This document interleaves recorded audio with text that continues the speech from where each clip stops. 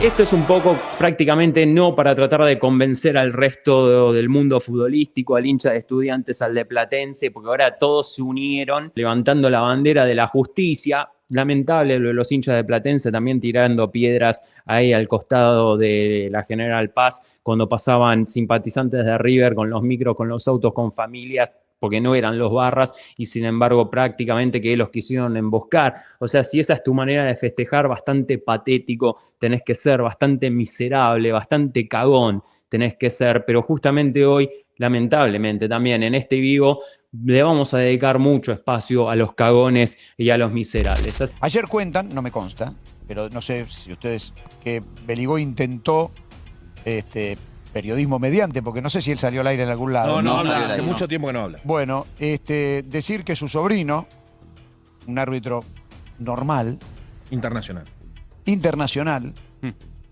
pusieron internacional un muchacho de 40 y pico de años, ¿no? También el Lobo Medina. Eso lo decías ayer. Llamativo, ¿no? Muy llamativo. Lo pusieron de cuarto hombre. Yo deduje desde la visión. Este chico Martínez Beligoy, que no, la verdad que no hizo méritos en el fútbol de su carrera por ahora para ser árbitro internacional, solo que es el sobrino de Beligoy, es lo más destacado, no su arbitraje. ¿Sí? Ayer parecía, cuentan, no lo sé si es así, ratifiquen o rectifiquen ustedes, que se quiso imponer públicamente como que el cuarto hombre le habían dicho al intercomunicador, al señor Falcón Pérez, marrón, o que era Platense el lateral. Algo es muy importante. Sí, claro, es fundamental. No, además, Chavo, tengo la información que le dijeron los líneas, el cuarto árbitro le cantó, le dijeron marrón, y cobró para arriba. Me falta uno. Creo que queda desmentido absolutamente eso. O sea, y además la imagen, yo contaba ayer cuando vi la imagen, que no te daba la sensación que estuviese prestando atención a la jugada Martínez Beligoy. Es cierto que se habla por el intercomunicador, ¿correcto? Pero sí, la verdad que no, la imagen del cuarto árbitro no se condice con que le estaba diciendo. ¿Ves? Él está más preocupado en otra cosa. Rapalini, que no sabemos si vino a sumar o a reemplazar a Beligoy. Esa es una cuestión que puede explotar en cualquier momento en el fútbol arbitral. En la que tampoco recibió ayuda, él está contando al aire públicamente lo que se intentó desmentir por algún medio periodístico o por periodistas. ¿Sí? Que el foco que hoy ponen todos es en, por ejemplo, que River robó y no ganó. Es hasta gracioso. Tengo para debatirlo y reírme de los que dicen eso.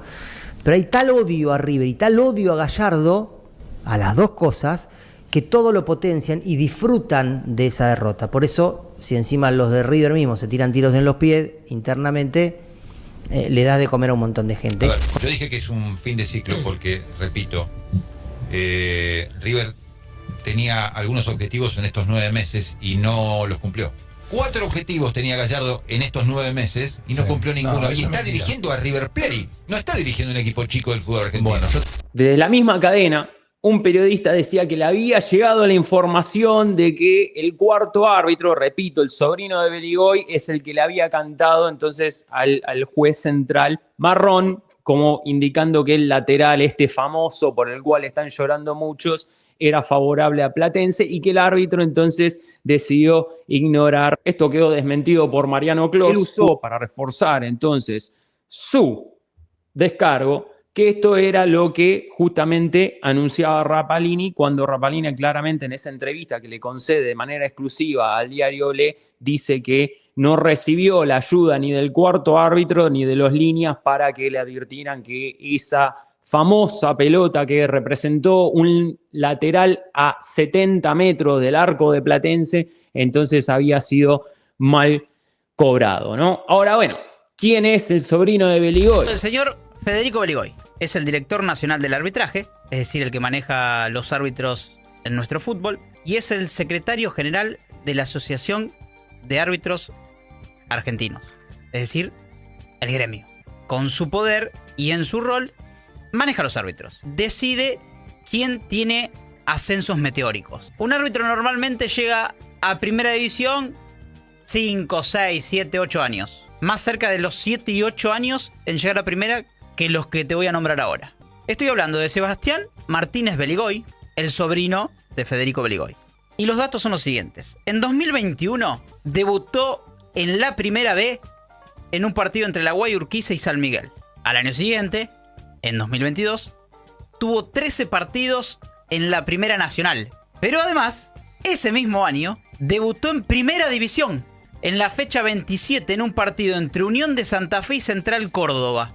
En un año pasó de la Primera B a la Primera División. Pasó 3 categorías en un año, en un abrir y cerrar de ojos. Te despistaste y estaba en primera. Y este 2025 es árbitro internacional. Apa. El otro caso es peor. Y el que viene es hijo. Julián Beligoy. Escuchen esto. En 2023 debutó en la Primera D, en un partido entre Centro Español y Juventud Unida. Al año siguiente, en 2024, fue cuarto árbitro en la Primera B. Pero eso no es todo. También en la Primera Nacional. 4 categorías en un año. Jamás visto. Y la semana pasada, bien, el miércoles 19 de febrero del 2025, un año después, o sea, 2 años después de su debut en 2023, debutó como árbitro principal en la Primera B. Porque esto era todo como cuarto árbitro, pero ahora ya como árbitro principal en el partido entre Fénix 0, Villa San Carlos 1. Esto claramente es nepotismo, haciendo algo totalmente antinatural, porque no es el proceso natural de los arbitrajes. ¿Está bien? ¿Está mal? Lo dejo a su criterio. Esto que ustedes acaban de escuchar, un streamer, ¿ustedes creen que no lo sabe el negro Bulos? ¿Ustedes creen que al negro Bulos no le pasaron esa información? ¿Ustedes creen que al chavo que todavía debe estar llorando, desconsolado por el despojo que vivió Platense el otro día, tampoco lo sabía? ¿Ustedes creen que el pollo Viñolo que agradeció a Dios, ahora en un ratito también tenemos algo de ese pelotudo, ¿ustedes creen que esto no lo sabía? Lo saben todos los hijos de puta estos que están ahí en los medios tradicionales de comunicación. Y es lamentable que de todos los que están trabajando, sea en torneos y competencias, en Fox, en TNT, en ESPN, en Radio Continental, en Radio La Red, en Radio 10, en Radio del Plata, nadie dice nada. Todos se hacen los boludos, todos eligen a dónde poner la mirada, todos eligen dónde poner la lupa. Incluso Rapalini sale a conceder una entrevista exclusiva al diario Olé para marcar puntualmente todos los errores, pero justamente parece que Rapalini también se olvida que él fue árbitro y se olvida que él también como árbitro fue un desastre. ¿Por qué? Bueno, porque fue justamente el árbitro que dirigió el Boca River, porque fue en la cancha de ellos, donde River termina empatando 2-2 y donde no expulsa a algún jugador de Boca que le había aplicado un codazo a Carrascal. Segundo amonestado en Boca. Amonestado Campuzano, sí señor, el segundo en el Geneise. Y el enojo que tienen en el banco de creen, similar a la que fue con Buffarini, que era para algo más. Hubo un golpe en la cara, grita Gallardo, evidentemente en línea y Rapalini. Sí, es una jugada de expulsión. Codazo, además lo viene midiendo, ya había tocado la pelota. Era jugada de tarjeta roja de Campuzano a Carrascal. Pero así está, sinceramente, el fútbol argentino, así está el periodismo argentino.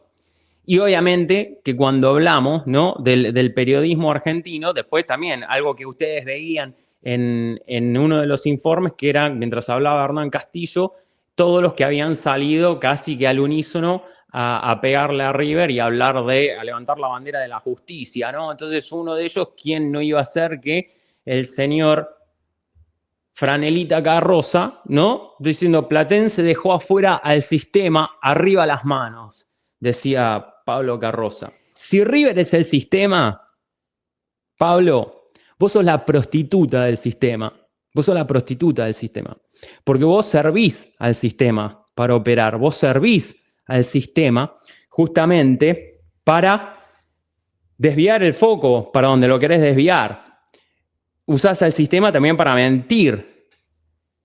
Y si te digo que sos la prostituta del sistema, no es para desmerecerte. Es porque, viste, si alguna vez fuiste a pagar por esos servicios, que te dicen que sos el más alto, el más lindo, el que tiene la de King Kong. Bueno, vos sos eso.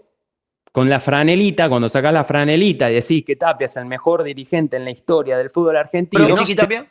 Me parece el mejor dirigente del fútbol argentino. Te convertís en la prostituta del sistema. Entonces yo te voy a decir una cosa. Si crees que te lo estoy diciendo porque estoy caliente, si crees que te lo estoy diciendo solamente porque me la quiero agarrar con vos, de ninguna manera. Yo te doy la derecha en todo y te digo más, te dono, no te la doy porque vos no necesitas, porque ya bastante tenés, pero dono la monetización de los 2 años de este canal, la dono a donde vos me digas, al hospital que vos me digas, a donde vos quieras yo lo dono. Si vos haces este mismo informe hablando sobre el sistema de Riestra, el sistema de Barraca Central. Yo me retracto, te pido disculpas públicamente, te reivindico ante mi comunidad como el mejor periodista independiente. Si vos haces un informe hablando de Riestra como sistema, Barraca Central como sistema, si haces un informe de por qué Barraca Central no puede recibir socios, si haces un informe de cómo Barraca Central consiguió los fondos para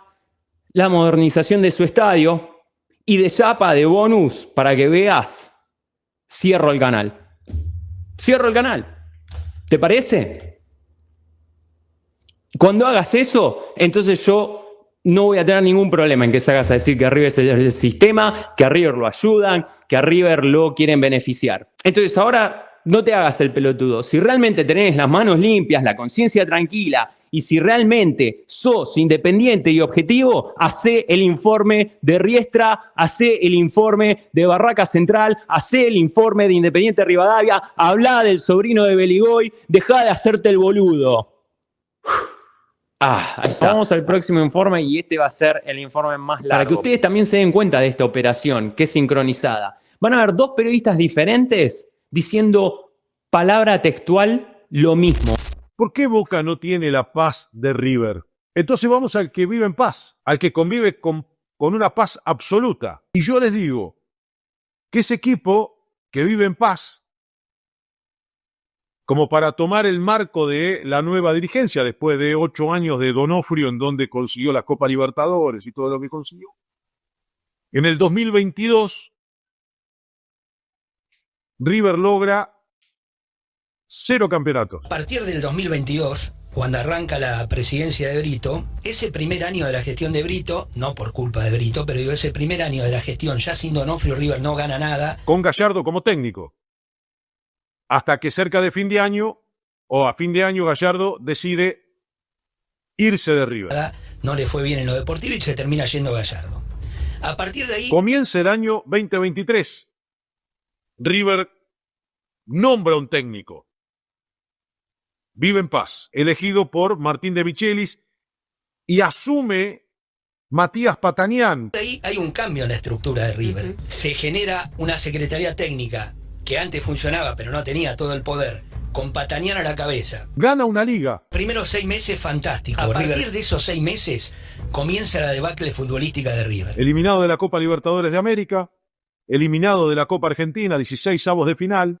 Y vive en paz. Cerca de fin de año se produce un off the record. Off the record con 11 o 12 periodistas. Y por primera vez en muchos años, cosa que con Donofrio no pasó nunca y con Gallardo en sus 8 años, perdón por la palabra, en River se hablaba más del puterío en el vestuario entre Enzo Pérez, de Micheli y los referentes que de fútbol. Que provoca que Enzo Pérez se vaya del club. River vive en paz. Y es eliminado ya en el otro año por la Copa Argentina en los 16avos de final frente a Temperley. Porque queda eliminado con Temperley en Copa Argentina en 16avos, con Boca en un mano a mano, en el único mano a mano que se jugó en esta gestión, queda eliminado en Córdoba, a pesar de que después en los clásicos le fue bastante bien a Brito. Perdió con Boca aquel mano a mano en Córdoba y vive en paz. Provoca algo insólito con De Michelis en un mercado de pases. Tiene un segundo mercado de pases dentro del mismo mercado de pases. Y pasó algo insólito, pocas veces visto en el fútbol, que en un mismo mercado de pases se divide en 2 y jugadores que había traído a la Secretaría Técnica y el técnico anterior no llegaron a debutar y se fueron en ese mismo mercado de pases. Gasta mucha plata, jugadores que fueron contratados que ni siquiera alcanzaron a jugar, pero River vive en paz. Gallardo asume y trae 3 o 4 refuerzos y gasta un dinero importante a pesar de que ya el mercado casi había terminado. Y juega la Copa Libertadores de América. Y se va perdiendo catastróficamente frente al Atlético de Mineiro de Milito. No le va bien en la Copa, queda eliminado con Mineiro, en el campeonato no llegó a pelearlo. No peleó ese campeonato River, quedó eliminado de la Copa y River vive en paz. En este año volvió a invertir una millonada de dólares y queda afuera de este campeonato frente a Platense, pierde la final con Talleres. Arranca el nuevo año y River vuelve a hacer una inversión millonaria. 2 de los objetivos que tenía River. Y los 2 primeros objetivos no los cumplió. Y tiene un arbitraje escandaloso del que ya prácticamente no se habla. Entonces la gran pregunta es, ¿por qué Boca no convive con la paz de River? No, fue bárbaro lo que hiciste, tenés memoria, estás para hacer un libro, el libro de River lo vas a hacer, seguramente. Pues no, estás muy bien informado, está perfecto, no entiendo la parte donde queda River eliminado ayer.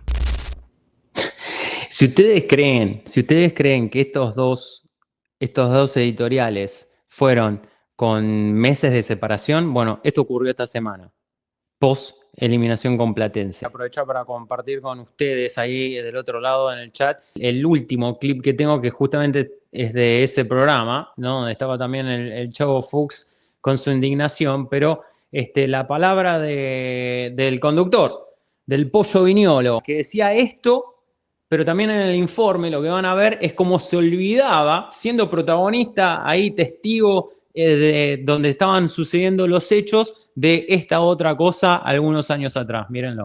Yo a Dios le pido muchas cosas. Por lo general le pido cosas relacionadas con la salud, Ayer Dios fue justo. Porque no merecía Platense que le pase lo que le estaba pasando. Porque había hecho mérito como para que las cosas no salgan como se habían puesto. Yo no voy a hablar de cosas que no puedo comprobar. Sí puedo hablar de cosas que vi y me parecía una gran injusticia lo que estaba pasando. River no perdió un partido, River perdió un campeonato. Contra Platense, que hizo mérito para estar ahí, más mérito que Racing, y ahora hizo más mérito que River para estar donde está. Por supuesto que Platense tenía las de perder. Para el mundo en general, no para los jugadores de Platense, seguramente, ni para su cuerpo técnico. Ahora, cuando terminó la definición por penales, seguramente muchos habrán dicho, che, la verdad que Dios fue justo, porque fue un arbitraje de esos que te enojan. ¿Cuánto hay de escritorio en la Copa Libertadores? Mucho.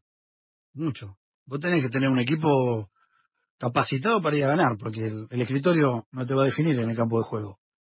Pero el extra, ¿sí? El extra cancha siempre suma. ¿Ustedes estaban pendientes en el Boca de Bianchi no de nuestra tarea, no. De quién dirigía? Entrenar, concentrarnos en lo que nosotros teníamos que hacer. Y después, bueno, la suerte nos daba a veces muchos árbitros que nos dirigían, que nos daban, nos favorecían, ¿no? Pero Oscar Ruiz, por ejemplo. ¿Ustedes lo querían, Oscar Ruiz? Y era uno más de nosotros, pero... Figo lo tiraba. Penal. De largo pasado otra vez, ahora aparece por acá Roberto Carlos. Va Roberto Carlos, centro que venía, pedía mano de Matellán. Termina cerrando ahora Bataglia. Lo que dice Sebastián es que hubo un penal enorme contra Hierro. La columna, ¿no? De Viñolo, hablando de justicia, hablando de indignación, hablando de agradecimiento a Dios, cuando vuelvo con lo mismo. Estas declaraciones de Traverso no eran con Viñolo, pero todo esto lo saben los periodistas, saben muy bien, hasta tienen mejor registro de todo lo que fue justamente los favores arbitrales en la época del Boca de Macri, y justamente lo que fue esa final contra el Real Madrid, dirigida por Oscar Ruiz, con lo raro también que es, ¿no? Que de la FIFA en una final intercontinental te pongan un árbitro sudamericano. Pero bueno, en esa final ocurrió y que Viñolo estaba relatando ahí ese partido. Sin embargo, él, siendo testigo de primera mano, estando en Japón, relatando ese partido, parece que se olvidó. Parece que se olvidó de eso, parece que se olvidó del partido con Central, parece que se olvidó de cómo le robaron a River, lo despojaron de un campeonato contra el Atlético de Tucumán justamente para que Boca pueda salir campeón en condición de local en un partido que tenía que definir con el Gimnasia de Diego Armando Maradona. Entonces, ¿cómo no se va a indignar el hincha de River que tiene memoria cuando ve que de repente te quieren meter en una realidad paralela donde parece que nunca existieron ninguna de estas cosas, que el fútbol argentino siempre fue Disney, que el fútbol sudamericano siempre fue Disney, y ahora de repente llegó el malo de la película para tratar de despojar al pobre Platense de una victoria, porque encima ahora Platense quedó como mártir, quedó como víctima, quedó como el pobrecito, quedó como el héroe, es Mel Gibson en Corazón Valiente ahora Platense, exponiendo entonces ahora sí a los viles villanos, ¿no?, de la corona, de River, al sistema, como dice Pablo Carroza.